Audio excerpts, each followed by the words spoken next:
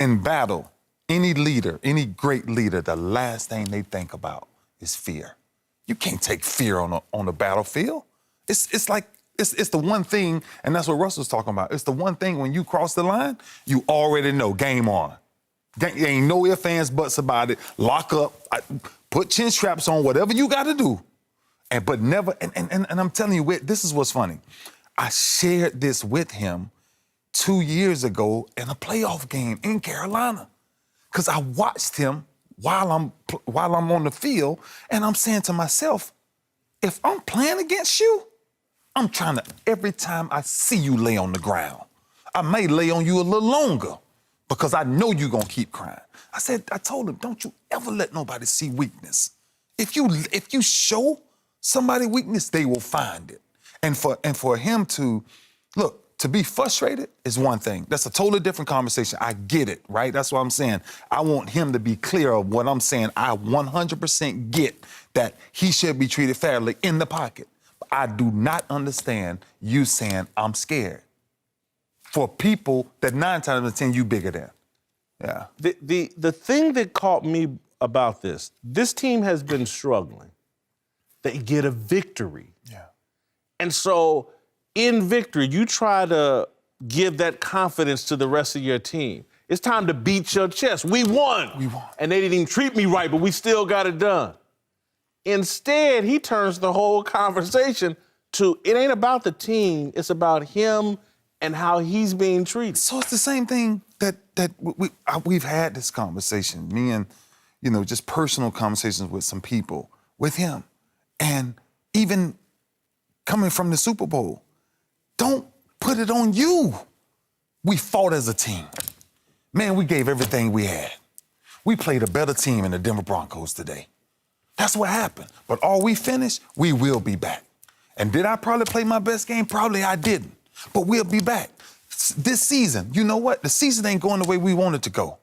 I got to play better. We got to get better. We just got to keep fighting and keep putting this thing back together. Instead, we pull the same card.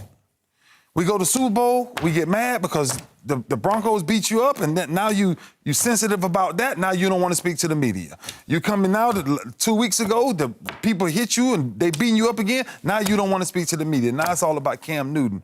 Young kid, wake up. You put the bullseye on your chest.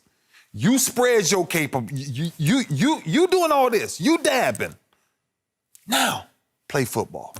How do you think this plays inside his own locker room? Thomas Davis, Luke Kuechly, some guys that are in the battle. Yeah, you're talking about Thomas Davis is probably one of my favorites. I'm talking about just a pure warrior. You're talking about 3 ACLs. We're talking about a guy who, the battle is why he's out there. Being safe is not what he's thinking about. Just getting back out there to battle and fight again is what he's thinking about. And so if you're one of them, if you're him or Kuechly, man, you're saying, bro, I'm with you, but come on. I mean, what do you mean? Like, you're not the only one that's sore every day. And you're not the only one that's being targeted, right? We all are. We have a losing season going right now.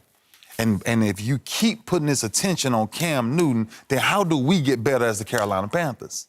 Scale of 1 to 10, how concerned are you about Cam's future success? I think I'm more concerned about the things, him as a man, that I'm starting to see. The game, I always told you this, the game will one day fade. That's easy. But it's the brand that you carry with that. And it's just things that he's starting to do that's really starting to make me say, wow, like, baby boy, I know you, like, very well. You're lying. What are we doing? Like, now we get on national TV and we say all these things and don't do the right things, like. And so I think what my fear is that sometimes you can give someone something so fast and then it comes back because they don't know how to handle it. And I don't know if he really knows how to handle stardom. Like, I'm talking about real stardom, right? And I don't know if he understands that. Because if he did, then he will use his platforms to be a leader and not pout or whine or cry about football or losing, right? That's part of the game.